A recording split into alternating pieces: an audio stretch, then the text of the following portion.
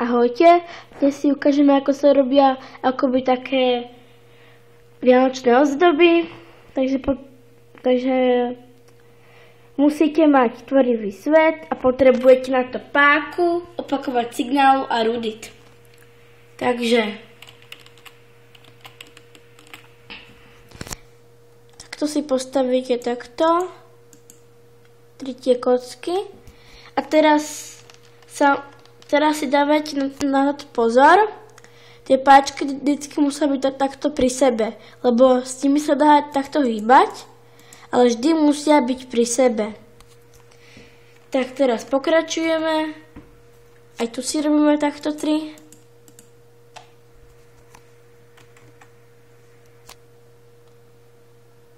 Tady. Aj tu si robíme takto 3. Počkajte, najprv musíte robiť tady. Vždycky musíte ísť, a to som zabudla, vždy musíte ísť za radom. Nemôžete, hop, som s tou páčkou pohla. Toto sa vám nesmie stať, inak tie ozdoby nebudú potom svietiť.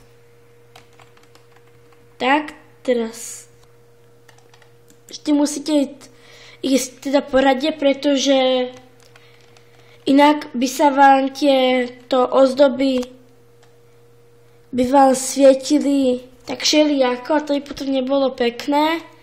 Takže musíte ísť, ako hovorím, po rade. Takto.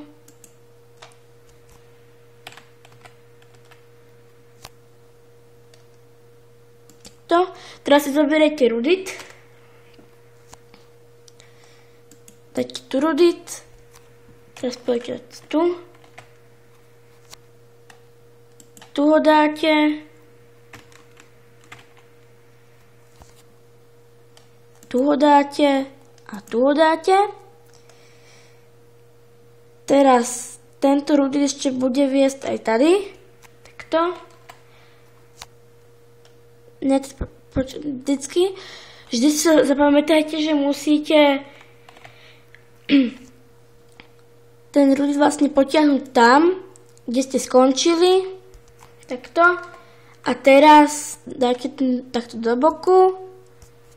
Zoberiete páčku. Dajte ju tady. Tady. A teraz pozor, tú páčku nemôžete stlačiť. Musíte na ňu rýchlo 2-krát kliknúť. Takto. Hop, sa mi nepodarilo. Čakajte. Takto. Ja som na ňu ťukla 3-krát.